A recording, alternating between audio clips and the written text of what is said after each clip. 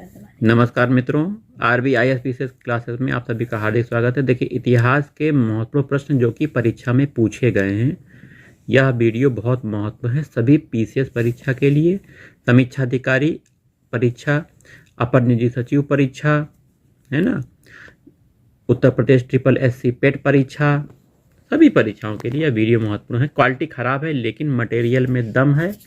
आइए शुरुआत करते हैं पहले प्रश्न से।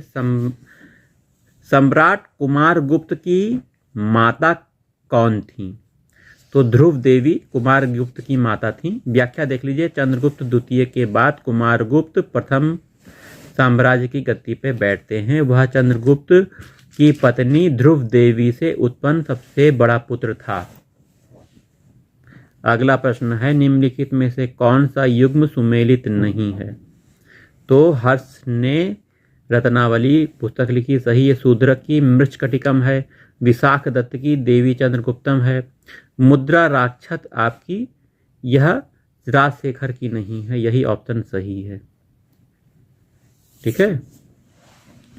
अगला प्रश्न, निम्नलिखित में से किस आंदोलन में वल्लभ भाई पटेल महत्वपूर्ण नेता के रूप में उभरे और सरदार की उपाधि इनको सम्मानित किया गया था? तो बारदोली आंदोलन में सरदार वल्लभ भाई पटेल उभर के आए थे और इस आंदोलन के बाद सरदार की उपाधि इनको प्राप्त हुई थी। वल्लभ भाई पटेल का नाम आता है। नागानंद नाटक के लेखक कौन है? हर्ष नागानंद नाटक के लेखक हैं। ठीक है, याद रखिएगा। श्वेतांबर परंपरा के अनुसार निम्नलिखित में से कौन स्त्री तीर्थंकर हैं? तो मल्लिनाथ स्त्री जैन तीर्थंकर हैं। मल्लिनाथ बी ऑप्शन सही है। जैन धर्म की श्वेतांबर परंपरा में मल्लिनाथ का स्त्री तीर्थंकर माना जाता है को। ठीक है, मल्लिनाथ को। ठीक है, याद रखिएगा। दिद्दा किस राज्य की प्रसिद्ध रानी थी? दिद्दा कश्मीर की रानी थी। दिद्दा किसकी रानी थी? कश्मीर राज्य की प्रसिद्ध रानी थी दिद्दा, याद रखिएगा। आइए, प्राचीन इतिहास का प्रश्न है, तुरुष्क दंड नाम का कर किस राजवंश के अभिलेखों में वर्णित है? गढ़वाल वंश, सी ऑप्शन सही है। तुरुष्क दंड नामक कर लिया जाता था। गढ़वाल शासक चंद्रदेव ने उपद्रवी जातियों से निपटने के लिए एक तुरुष्क दंड नामक कर आरोपित किया गया था। तो गढ़वाल वंश में तुरुष्क दंड नामक कर लिया जाता था। भूदान आंदोलन किसने प्रारंभ किया गया था? 1940 में विनोबा भावे ने भूदान आंदोलन प्रारंभ किया था। निम्नलिखित में से किस राजवंश में महिलाओं ने उच्च प्रशासनिक पद प्राप्त किए थे? चालुक्य वंश में महिलाओं ने उच्च प्रशासनिक पद प्राप्त किए थे। बी ऑप्शन सही है। प्रसिद्ध एकात्मक कैलाश मंदिर कहाँ है? एलोरा में। बी ऑप्शन सही है, कैलाश मंदिर स्थित है। खजुराहो का चित्रगुप्त मंदिर किस देवता को समर्पित है? खजुराहो का चित्रगुप्त मंदिर सूर्य देवताओं को समर्पित है, सूर्य देवता को। तो खजुराहो का मंदिर मध्य प्रदेश में स्थित है। खजुराहो का चित्रगुप्त मंदिर सूर्य देवता को समर्पित है। इस मंदिर के स्थापत्य का प्रमुख आकर्षण इसकी अष्टभुजाकार छत है। किस राज्य का प्राचीन नाम प्रागज्योतिषपुर था? असम का नाम प्रागज्योतिषपुर था। IAS में भी पूछा गया है यह प्रश्न। एशियाटिक सोसाइटी ऑफ बंगाल के संस्थापक सर विलियम जोन्स थे। देखिए, 13वें का आंसर आपका है sir William Jones, C option सही है। देखिए, लॉर्ड कॉर्नवालिस का मकबरा, अर्थात वो जो भारत में ही मर गया था, कहाँ पर है? तो गाजीपुर में कॉर्नवालिस का मकबरा है। महिला शासिका रुद्रांबा किस राजवंश से संबंधित हैं? काकतीय राजवंश से महिला शासिका रुद्रांबा संबंधित है। रुद्रांबा काकतीय वंश के शासक गणपति देव की पुत्री थी। गणपति देव की मृत्यु के उपरांत उनकी पुत्री रुद्रांबा 14 वर्ष की आयु में उनको उत्तराधिकारी बनी और रानी की उपाधि के साथ गद्दी पर बैठी। कृत्यकल्पतरु नामक ग्रंथ के लेखक कौन हैं? लक्ष्मीधर कृत्यकल्पतरु नामक पुस्तक के लेखक हैं। निम्नलिखित में से कौन सा युग सुमेलित नहीं है? तो होयसल बल्लाल द्वय से संबंधित है। पांड्य मार वर्मन से संबंधित है, काकतीय गणपति से संबंधित है, यादव रुद्र प्रथम ये इससे संबंधित नहीं है। सी ऑप्शन सही है आपका। लंदन में इंडियन होम रूल सोसाइटी को प्रारंभ किसने किया था? डी ऑप्शन सही है, श्यामजी कृष्ण वर्मा ने लंदन में होम रूल सोसाइटी को प्रारंभ किया था। और भारत में होम रूल आंदोलन किसने चलाया था? बाल गंगाधर तिलक और एनी बेसेंट ने चलाया था। किस मुस्लिम शासिका के सिक्कों पर लक्ष्मी अंकित की गई थी? तो मोहम्मद गौरी के सिक्कों पर लक्ष्मी का अंकन हमें देखने को प्राप्त होता है। मोहम्मद गौरी याद रखिएगा, ठीक है। अगला महत्वपूर्ण प्रश्न हम लेकर आ गए हैं जो कि आपके सामने आ गया है। निम्नलिखित सुल्तानों में से कौन स्वयं को नायाब एक खुदाई कहता है? तो बलबन अपने आप को नायाब एक खुदाई कहता है। बी ऑप्शन सही है। दीवान ए अर्ज अर्थात यह विभाग है, सैन्य मामलों से संबंधित विभाग दीवान ए अर्ज था। किसने प्रारंभ किया था? तो बलबन ने दीवान ए अर्ज विभाग का गठन किया था। बलबन ने मंगोलों का मुकाबला करने के लिए एक सैन्य विभाग का गठन किया था जिसे दीवान ए अर्ज कहा जाता है। अगला प्रश्न है, जेल में अनशन करते हुए किस स्वतंत्रता सेनानी की मृत्यु हो गई थी? सी ऑप्शन है, जतिन दास की मृत्यु हो गई थी। 63 दिन भूखे रहने के बाद इनकी मृत्यु हो गई थी। तो ये आंदोलन कर रहे थे जेल में। सीमांत गांधी, निम्नलिखित में किसको सीमांत गांधी के रूप में जाना जाता है? खान अब्दुल गफ्फार खां को सीमांत गांधी कहा जाता है। फ्रंटियर गांधी कहा जाता है। उत्तर पश्चिम सीमांत प्रांत में से संबंधित हैं सीमांत गांधी अब्दुल गफ्फार खां, ठीक है। दिल्ली के एकमात्र सुल्तान जिसने अपनी आत्मकथा लिखी है कौन था? तो फिरोज तुगलक ने अपनी आत्मकथा लिखी है। फिरोज तुगलक ने फुतूहात ए फिरोज शाही नामक अपनी आत्मकथा लिखी है। आत्मकथा का नाम क्या है? फुतूहात ए फिरोज शाही, जो कि एक आत्मकथा है किसकी है? फिरोज शाह तुगलक की है। अगला प्रश्न है, सल्तनत काल के शासकों में से किसने दीवान ए खैरात का प्रारंभ किया था? तो दीवान ए खैरात देखिए फिरोज तुगलक ने प्रारंभ किया था। दीवान ए खैरात याद रखिएगा, फिरोज ने बहुत काम किए थे। फिरोज के लिए वीडियो हम जरूर लेकर आएंगे। निम्नलिखित में से किस सिलसिले से निजामुद्दीन औलिया संबंधित है? निजामुद्दीन औलिया आपके दिल्ली के चिश्ती सिलसिले से संबंधित हैं। निजामुद्दीन औलिया आइए, कलकत्ता से दिल्ली राजधानी स्थानांतरण के समय भारत का वायसराय कौन था? तो कलकत्ता से दिल्ली जो राजधानी स्थानांतरण हुई थी 1911 में घोषणा हुई थी, 12 में स्थानांतरित हो गई थी। तो लॉर्ड हॉर्डिंग के समय यह हुआ था। आइए थोड़ा सा व्याख्या देख लीजिए। दिल्ली दरबार के दौरान इंग्लैंड राज्य के राजा जॉर्ज पंचम 12 दिसंबर 1911 को भारत की राजधानी कलकत्ता को दिल्ली स्थानांतरित करने की घोषणा करते हैं। कालांतर में कुछ समय के बाद 1 अप्रैल 1912 से दिल्ली ब्रिटिश भारत की राजधानी बन जाता है। ये घटनाक्रम लॉर्ड हॉर्डिंग सेकंड के शासनकाल में हुआ था, जो उनका समय है 1910 से 1916 का समय था। Lord Harding second. निम्नलिखित प्रश्न है अगला, निम्नलिखित सुल्तानों में से कौन गुलाम के कल्याण के लिए किए गए कार्यों के लिए जाना जाता है? तो फिरोज शाह तुगलक ये जाने जाते हैं गुलामों के लिए कल्याण के लिए। बहुत अच्छा आदमी था ये। आगे देखते हैं, मुस्लिम साम्राज्य गोलकुंडा किस प्राचीन हिंदू साम्राज्य के खंडहरों पर निर्मित हुआ? तो वारंगल साम्राज्य के खंडहरों पर गोलकुंडा निर्मित हुआ था। वारंगल, सी ऑप्शन सही है।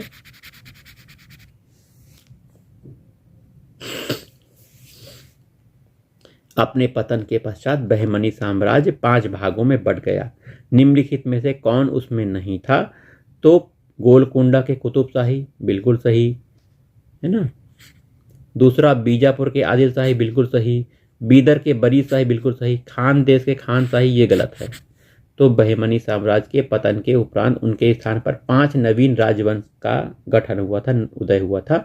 ये राजवंश के नाम उनके संस्थापकों की उपलब्धि पर थे, जैसे बीदर के बरीद शाही, बरार के इमाद शाही, अहमदनगर के निजाम शाही, बीजापुर के आदिल शाही, गोलकुंडा के कुतुब शाही।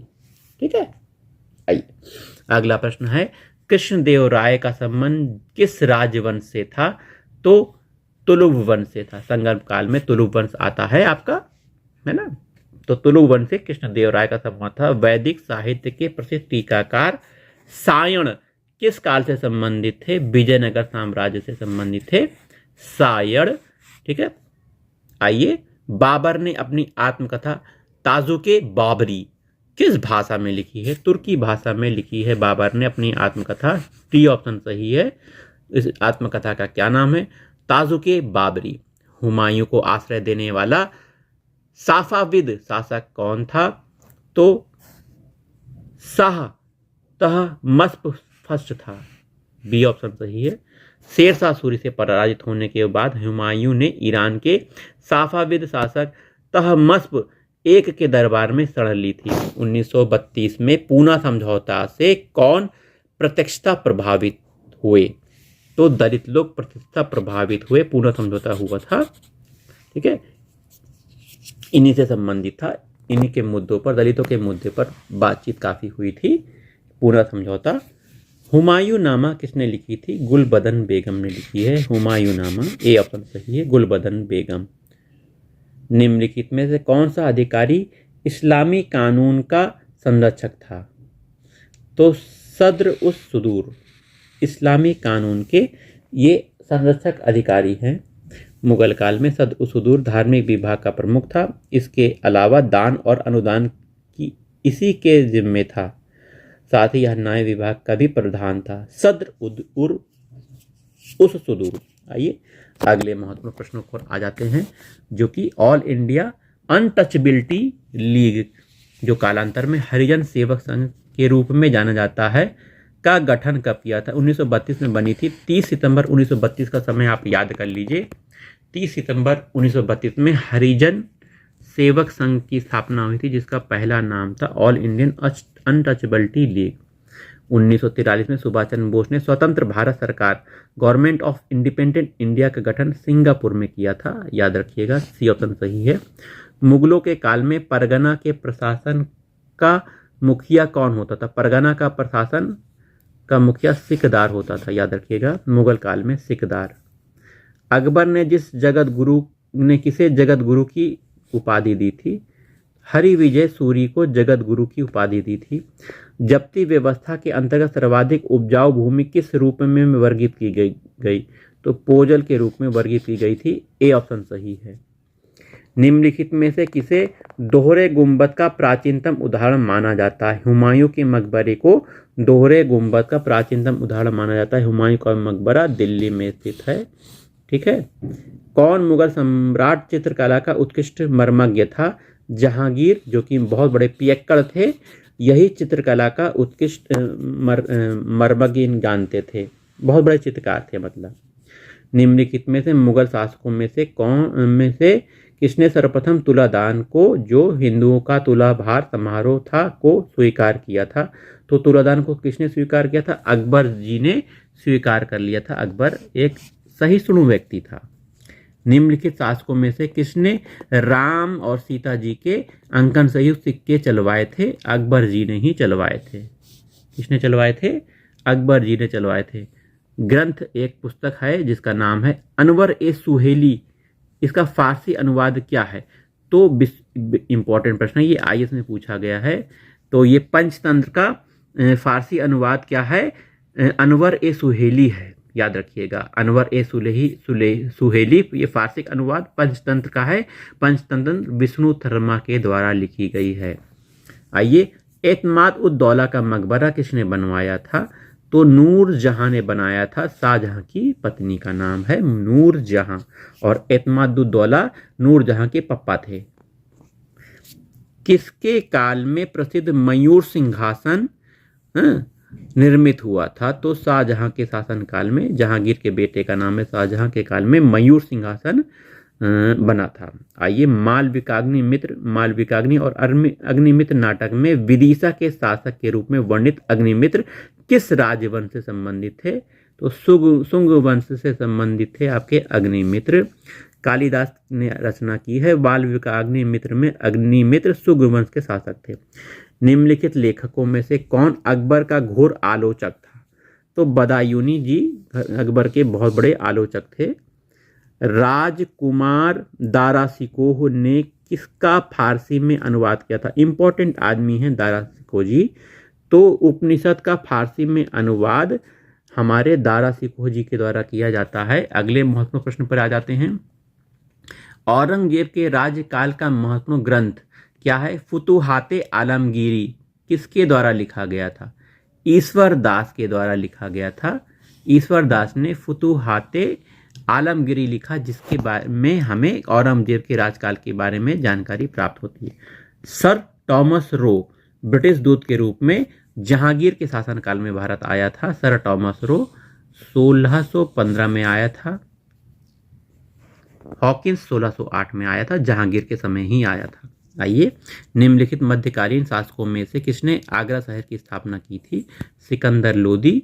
लोदी जी ने की थी। सिकंदर लोदी का नाम आता है जिसने आगरा शहर की स्थापना की थी, जहां पे आप ताजमहल जाकर देखते हैं, आगरा किला भी देखते हैं, फतेहपुर सीकरी भी देख लेते हैं जाकर। औरंगजेब के राज्यकाल में नुस्ख ए दिलकुशा नामक ग्रंथ किसने लिखा था? नुस्ख ए दिलकुशा, ये भीमसेन के द्वारा लिखी गई पुस्तक है, नुस्ख ए दिलकुशा। ए ऑप्शन सही है आपका। गुरु तेग बहादुर किस मुगल सम्राट के समकालीन थे? तो औरंगजेब के समकालीन थी। तेग बहादुर को मरवा दिया गया था मुगलों के द्वारा। किस स्मारक को दक्कन का ताजमहल कहते हैं? बीबी का मकबरा। तो औरंगजेब ने भी ताजमहल की तर्ज पर अपनी पत्नी की याद में एक मकबरा बनाया था। सोचा था कि मैं भी ताजमहल का निर्माण कर दूंगा, लेकिन वो ताजमहल की फूहड़ नकल कही जाती है और इसे बीबी का मकबरा कहा जाता है। औरंगजेब का है या औरंगजेब के शासनकाल का है। पुरंदर की संधि शिवाजी और किसके मध्य हुई थी? जय सिंह के मध्य हुई थी। जय सिंह प्रथम के मध्य 1665 में पुरंदर की संधि होती है। औरंगजेब की मृत्यु के पश्चात बंगाल किसके नेतृत्व में मुगल साम्राज्य से लगभग स्वतंत्र हो गया? तो बंगाल किसके नेतृत्व में स्वतंत्र हो गया? तो देखिए, इसका आंसर है मुर्शीद कुली खां। ए ऑप्शन सही है। मुर्शीद कुली खां के नेतृत्व में यह स्वतंत्र हो गया था। मुर्शीद कुली खां आंसर सही है आपका। आइए, अगले महत्वपूर्ण प्रश्न पे आ जाते हैं। राजा टोडरमल द्वारा किस भू राजस्व व्यवस्था को विकसित की गई थी? तो जब्ती व्यवस्था टोडरमल के द्वारा व्यवस्थित की गई थी। डी ऑप्शन सही है। फतेहपुर सीकरी में अकबर द्वारा बुलंद दरवाजा किस विजय की स्थिति में बनाया जाता? तो अकबर ने बुलंद दरवाजा का निर्माण कराया। बुलंद दरवाजा कहाँ पे है? फतेहपुर सीकरी आगरा में है। किसकी इस विजय की स्थिति में? गुजरात विजय की के समय जीतने के बाद बुलंद दरवाजा का निर्माण अकबर के द्वारा कराया गया। अगला प्रश्न है, किस मुगल सम्राट ने सर्वप्रथम अपने साम्राज्य को प्रांतों में विभाजित किया था? अकबर ने अपने साम्राज्य को प्रांतों में विभाजित किया था। डी ऑप्शन सही है। शिवाजी के शासनकाल में राज्यकाल में कौन वित्त विभाग का प्रमुख था? तो शिवाजी के शासनकाल में अमात्य जो होते थे। ए ऑप्शन सही। अमात्य वित्त विभाग फाइनेंस डिपार्टमेंट के प्रमुख होते थे। आइए, माउंटबेटन के जाने के पश्चात निम्नलिखित में से किसने गवर्नर जनरल के रूप में कार्य किया था? चक्रवर्ती राजगोपालाचारी जी ने गवर्नर जनरल के रूप में कार्य किया था जब माउंटबेटन चले गए थे। 1765 में इलाहाबाद की संधि किसके मध्य होती है? तो 1765 में इलाहाबाद की संधि आपकी शाह आलम और रॉबर्ट क्लाइव शुजाउद्दौला के बीच होती है।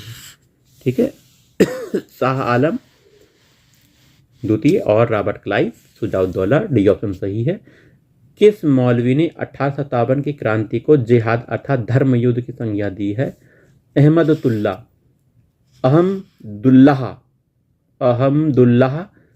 ठीक है, इन्होंने 1857 की क्रांति को धर्म युद्ध कहा है। ये ऑप्शन सही है। फैजाबाद में 1857 की क्रांति के विद्रोह को मौलवी अहमदुल्लाह ने अपने नेतृत्व प्रदान किया था फैजाबाद में और अंग्रेजों के विरुद्ध धर्मयुद्ध छेड़ने का आह्वान किया था। पागलपंथी विद्रोह वास्तव में किसका विद्रोह है? तो गारो का विद्रोह है। पागलपंथी विद्रोह गारो का है। बी ऑप्शन सही है। निम्नलिखित में से किस विद्रोह का नेता बिरसा था? बिरसा मुंडा विद्रोह के नेता थे। बिरसा मुंडा नाम है इनका। किस गवर्नर जनरल के ने वायसराय की अतिरिक्त उपाधि प्राप्त की? तो किस गवर्नर जनरल ने कब गवर्नर जनरल ने वायसराय की अतिरिक्त उपाधि प्राप्त की थी? तो 1858 में गवर्नर जनरल ने वायसराय की अतिरिक्त उपाधि प्राप्त की थी। निम्नलिखित में से कौन भारत का प्रथम गवर्नर जनरल था? Lord William Bentinck. B option सही है। भारत का प्रथम governor general lord William Bentinck.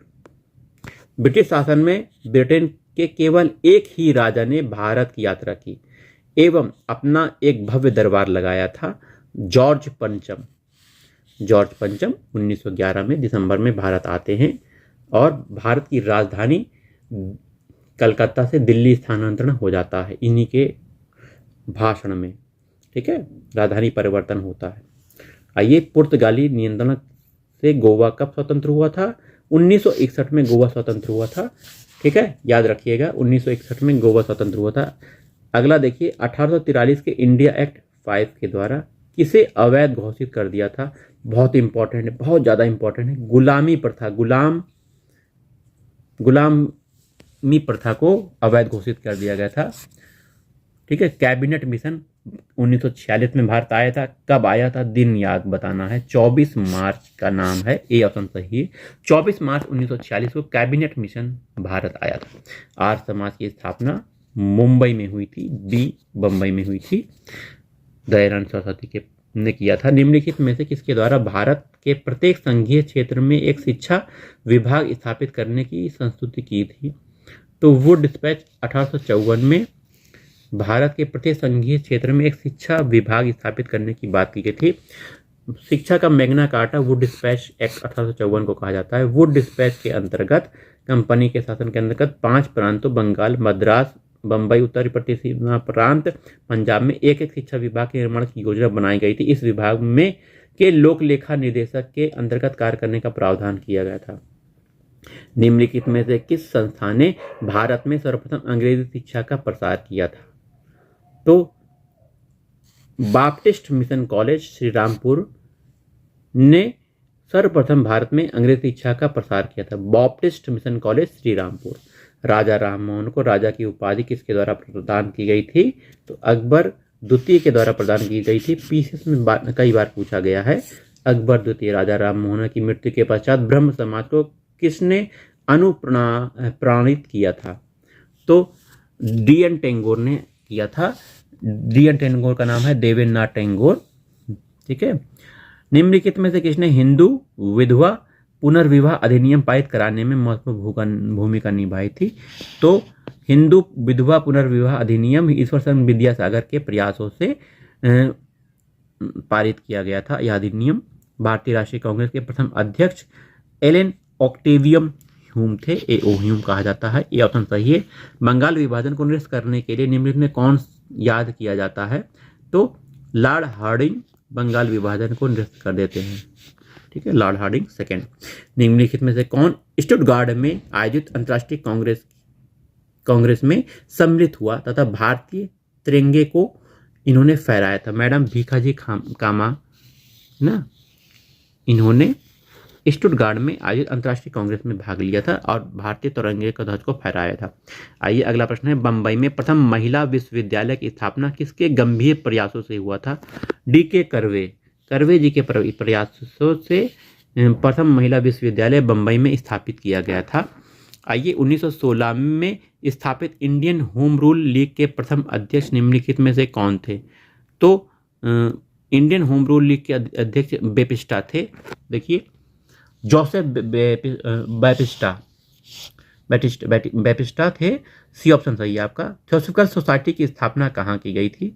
New York में स्थापना हुई थी। ठीक है, और भारत में अडयार क्षेत्र ये थियोसॉफिकल सोसाइटी से संबंधित था। भारत की स्वतंत्रता के समय ब्रिटेन के प्रधानमंत्री क्लीमेंट एटली थे, चर्चिल नहीं थे। एटली साहब स्वतंत्रता के समय, भारत की स्वतंत्रता के समय ब्रिटेन के प्रधानमंत्री थे। क्लीमेंट एटली का नाम याद रखिएगा। चित्रकला की किस शैली को निहाल चंद ने समृद्ध किया था? तो किशनगढ़ शैली को निहाल चंद ने समृद्ध किया था। वहीं महाराष्ट्र का कौन सा समाज सुधारक लोकहितवादी के नाम से जाना जाता है? गोपाल हरि देशमुख को लोकहितवादी के नाम से जाना जाता है। बी ऑप्शन सही है। महात्मा गांधी का प्रथम सत्याग्रह कहाँ से प्रारंभ हुआ था? बिहार के चंपारण से प्रारंभ हुआ था। महात्मा गांधी ने केवल एक बार कांग्रेस के राष्ट्रीय अधिवेशन में भाग लिया था, बेलगांव। ठीक है, 1924 में एक अधिवेशन था बेलगाम, यहाँ पे गांधी जी अध्यक्ष बनाए गए थे भारतीय राष्ट्रीय कांग्रेस के। 1923 में विधान परिषदों के चुनाव में स्वराज पार्टी ने कहाँ पर बहुमत हासिल किया था? तो सेंट्रल प्रोविंस क्षेत्र में, अर्थात मध्य प्रांत में। बी ऑप्शन सही है, यहाँ पर स्वराज पार्टी ने बहुमत हासिल किया था। नवंबर 1923 में विधान मंडलों के लिए चुनाव में स्वराजियों को मध्य प्रांत में, इस पर बहुमत बंगाल में सबसे बड़े दल के रूप में तथा बंबई में और उत्तर प्रदेश में संतोषजनक सफलता मिली थी। स्वराजियों को मद्रास पंजाब में आशा के हिसाब से सफलता नहीं मिली थी। 1929 में नागपुर में आयोजित all India trade union Congress के अध्यक्ष कौन बने थे? तो जवाहरलाल नेहरू 1919 में नागपुर में आयोजित all India trade union Congress के अध्यक्ष बने थे। रॉबर्ट ब्रूस फूट ने भारत में प्रथम पूरा पाषाणिक उपकरण किस स्थान से प्राप्त किया था? तो रॉबर्ट ब्रूस फूट ने पल्लवपुरम से प्रथम पूरा पाषाणिक उपकरण प्राप्त किए थे। निम्नलिखित में कौन स्थलों में से कौन सा स्थल प्रागैतिहासिक शैल चित्रकला के लिए प्रसिद्ध है? शैल चित्रकला के लिए कौन सा है? भीमबेटका प्राग ऐतिहासिक शैल चित्रकला के लिए प्रसिद्ध है। निम्नलिखित में से कौन हड़प्पीय नगर 3 भागों में था? धौलावीरा आपका 3 भागों में इनका नगर बटा हुआ था। शतपथ ब्राह्मण किस वेद से संबंधित है? यजुर्वेद से संबंधित है शतपथ ब्राह्मण। वेद 4 है, देखिए ऋग्वेद, यजुर्वेद, सामवेद, अथर्ववेद। और ऋग्वेद के ब्राह्मण ग्रंथ हैं ऐत्रेय, कौशितकी। यजुर्वेद के शतपथ तैत्तिरीय, सामवेद के पंचविंश, इन्हें तांडव ब्राह्मण भी कहते हैं सामवेद के ब्राह्मण को। अथर्ववेद के गोपद ब्राह्मण हैं। अगला प्रश्न है, किस उपनिषद में याज्ञवल्क्य और मैत्रेयी का दार्शनिक संवाद आपको देखने को मिलता है? बृहदारण्यक उपनिषद में यह चीज हमको प्राप्त होता है देखने को। आइए अगले और महत्वपूर्ण प्रश्नों को लेकर आ जाते हैं। निम्नलिखित में से कौन सा ग्रंथ भारतीय गणित का प्राचीनतम साक्ष्य है? तो सुलभ सूत्र आपको दिख रहा है, यह प्राचीनतम भारतीय गणित का प्राचीनतम साक्ष्य है।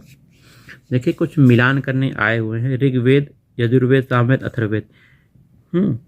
तो ऋग्वेद होता से संबंधित है, यजुर्वेद अथर्वयु से बिल्कुल सही, सामवेद उद्गाता से, अथर्ववेद ब्रह्मा से संबंधित है। ठीक है, ए ऑप्शन आपका सही है। 1 2 3 4। 1906 में बंबई में किसने डिप्रेस्ड क्लास मिशन सोसाइटी की स्थापना की थी? B.R. सिंधे का नाम आता है। बंबई में depressed class mission society B.R. Shinde से संबंधित है। निम्नलिखित में से कौन सा युग में सुमेलित नहीं है? तो कौशल श्रावस्ती से संबंधित, बिल्कुल सही। अंग चंपा से बिल्कुल सही। मत्स्य विराटनगर से संबंधित है। चेदी, ये आपका आंसर सही है, जो कि सुमेलित नहीं है। चेदी महाजनपद की राजधानी सुक्ति या सुक्तिमती थी, ये राजधानी दी गई है। ठीक है, अगला प्रश्न है, जैन परंपरा के अनुसार बाहुबली किस तीर्थंकर का पुत्र है? तो ऋषभनाथ का पुत्र बाहुबली है। निम्नलिखित में से किस स्थल पर 23वें जैन तीर्थंकर का जन्म हुआ था? तो काशी में 23वें जैन तीर्थंकर का जन्म हुआ था। अगला प्रश्न है, देवनंदा जैन धर्म में किस रूप में प्रसिद्ध है?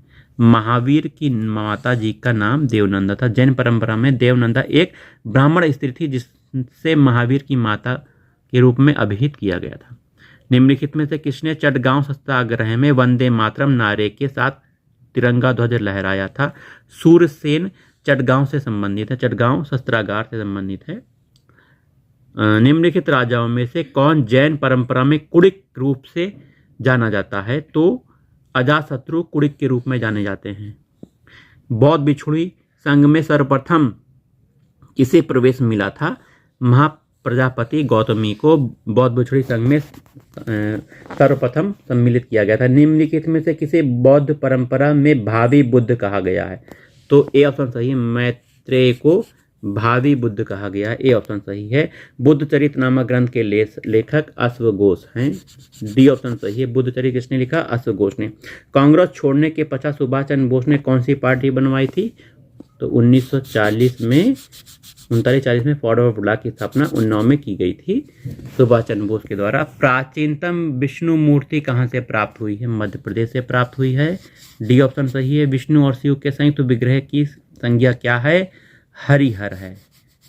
हरि और भगवान। लकुलिश किस धर्म का मुख्य देवता है? शैव धर्म के मुख्य देवता लकुलिश हैं। 1896 में पूना में किसने विधवा आश्रम को प्रारंभ किया?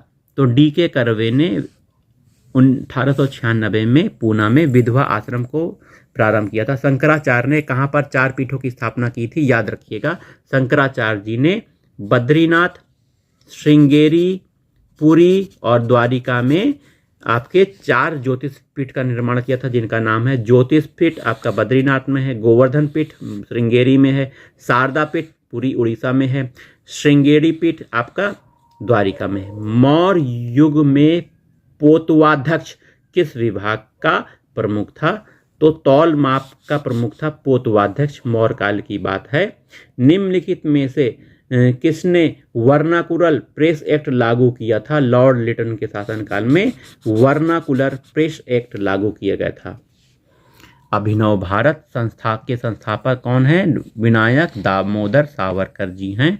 आइए निम्नलिखित जो यात्री हैं विदेशी, इनका कालक्रम दिया गया है। सबसे पहले आपके मेगाथनीस मौर्य काल में आते हैं, फिर आपके फाहयान ये गुप्त काल के हैं, वेनसांग फिर आते हैं, फिर इत सिंह का नाम आता है।